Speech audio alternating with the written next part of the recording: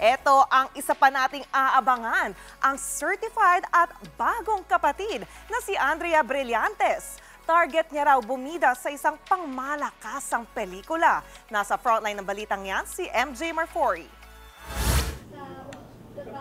Ang isa sa pinakamakina na Gen Z superstars, isa na ring kapatid.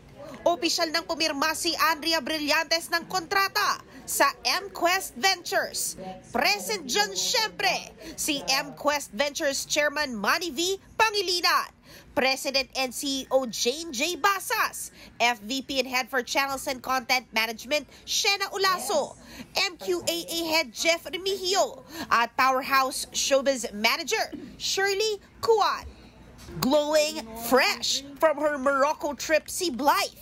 Pero chika niya sa News 5, ready na siya sumabak agad sa trabaho. Ang bet daw ni Andrea ay gumawa ng mga pelikulang tatatak sa kanyang fans at mga Pinoy. Not a lot of people know this, pero wala pa talaga akong lead films. Lagi ako yung kapatid or anak or dito ako actually nag-start, extra lang ako. As in talagang tumatakbo lang ako, di ako kita sa background. So ngayon, I'm really excited na mas mag-explore. Bagong ira sa career at talagang minahal daw ni Andrea ang role niya as Fatima sa Batang Quiapo. Kaya gusto niya raw ipagpatuloy ang gantong genre sa mga susunod pa niyang proyekto.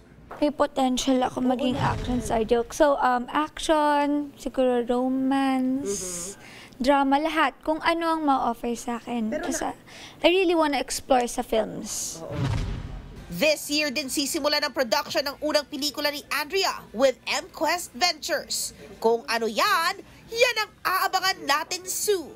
Nagbabalita mula sa Frontline. MJ Marfori, News 5. Mga kapatid, Johnny Alipon po, maging updated sa latest entertainment at lifestyle. Huwag magpahuli, mag-follow at mag-subscribe na sa social media pages ng News 5.